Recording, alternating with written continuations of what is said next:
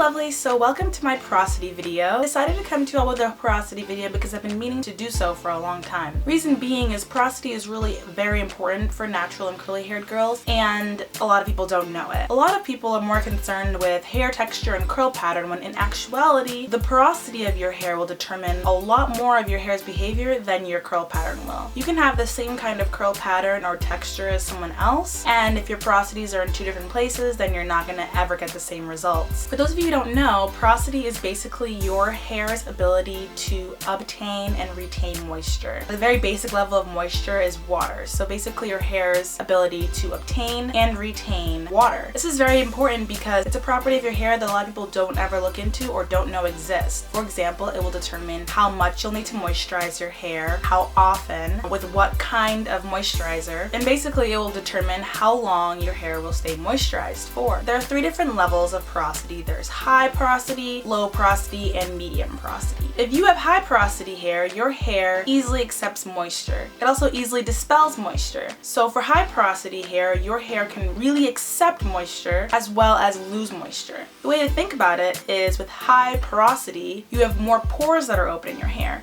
So the more pores that are open in your hair, the easier it is for your hair to have moisture pass through the shaft of your hair. So it comes in really easily but also leaves really easily. Whereas with low porosity hair, you don't have as open pores. They're closed. It's very hard for moisture to get through to your shaft. In order to moisturize low porosity hair, usually you need to use heat or steam to open up your pores. That way your hair can accept moisture. With low porosity hair, since it's hard for it to obtain moisture, it's also very easy to retain moisture because it won't let it go since they're such closed pores. So you have high porosity hair that accepts moisture very easily and loses moisture very easily, and then you have low porosity hair that doesn't accept moisture or lose moisture. And there's medium porosity, which is pretty much a balance of the both. It kind of accepts moisture at a regular rate and it loses moisture at a regular rate. It just comes out to be an easy balance. So if you're noticing that you never can get your hair to be moisturized, you might have low porosity hair and you might need to use heat to get your hair moisturized and hold on to moisture. You might notice that, hey, your hair can get moisturized pretty easily, but a couple hours later you notice it's dry again. So you might have high porosity hair in that case. If you don't notice that you're more on one side or the other, then you probably have medium porosity hair and you probably have a balance of accepting moisture and losing it at a regular rate. I thought I would come to you guys with a porosity test so that you guys can see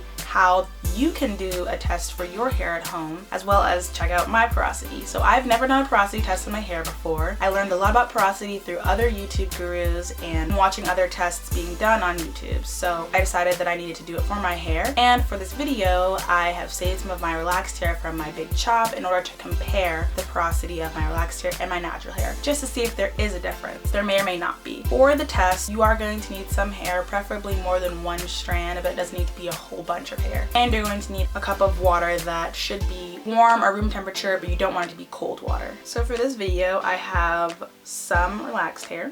This is a little bit of relaxed hair from my big chop. I decided to keep it for this video. And then I have some of my natural hair. This is basically shed hair that I collected after a wash. And I also have my glass of water. And at this point, it is warm water. So here I have my glass of water. I have my relaxed hair and the natural hair. I'm going to do the relaxed hair first. And all you need to do is make sure the water's still warm. Take your hair and place it at the top of the water. Make sure it's all wet. If it stays at the top, that means it's low porosity and is not accepting that much moisture into the shaft. If it kind of floats in the middle, then that means you're about medium porosity. If it goes all the way to the bottom, that means you're high porosity and your hair is accepting lots and lots of moisture. So all you have to do is wait for the hair to kind of settle. It can go very quickly or it can take a couple minutes. It's been a few minutes and my hair is still resting at the top of the water, so it is not accepting any moisture. If it were, it would be sinking to the bottom because the hair shaft would be filling up with water and it would get heavier. We can pretty much conclude that at least my relaxed hair, it was low porosity. Next, I'm going to take my natural hair and do the same thing. Make sure it's all wet.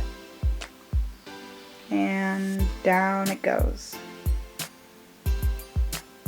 So that took not very long at all. I waited a few minutes with my relaxer just to see, but now I can tell that my natural hair very quickly fell to the bottom and is high porosity. My hair very quickly accepted all of the moisture, sucked the water into its pores, and sunk to the bottom. So guys, I had never done the porosity test on my hair before, so I didn't know if there was going to be any real difference at all. And I'm actually kind of surprised that there is such a large difference between my relaxed hair and my natural hair. It's also something I've never really heard of before. It might be worth looking into when comparing relaxed and natural hair, because as you can see, you know, the relaxed hair and the natural hair are both hair that I grew out of my own scalp, but the relaxed hair was very low porosity, it did not accept any moisture, and the natural hair is very high porosity. It's just interesting to know that the way that my hair naturally grows without being chemically treated accepts a lot more moisture. So after my test and after you've done your test, you might be thinking, what does this mean? For me, I kind of already have an idea of how my natural hair behaves. Now I have more of an explanation why, and I can go forward and have a better idea of which products to buy and how to treat my hair, knowing that my hair is high porosity.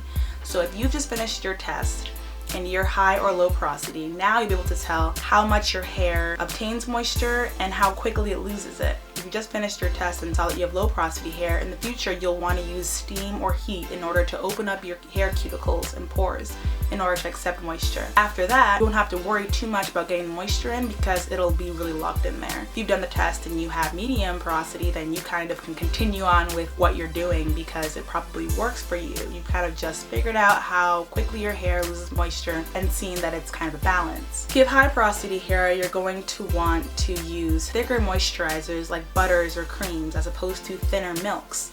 And you're gonna wanna moisturize a lot more frequently, knowing that your hair really loses moisture very often. This is something that I've noticed with my hair. My natural hair at least, I've noticed that I don't need to sit under the hair dryer with conditioner in order to get the moisture from the conditioner. I don't need to open up my cuticles as much, so I was kind of guessing this. What's important about knowing your hair porosity is knowing what kind of treatments you need to do to your hair, what kind of treatments your hair would love, what kind of products might suit you better. So you might find yourself needing more sealant or less sealant depending on your porosity. And it's very important to think about this because it really determines how your hair behaves. I suggest everyone take some hair and do a porosity test just so you can get an idea of what your hair is doing. I'm actually very, very happy that I did the test and now know that my hair is high porosity, and I'm very curious now about the fact that my relaxed hair was low porosity. Tell me how your porosity test went below. Thanks for watching, everyone.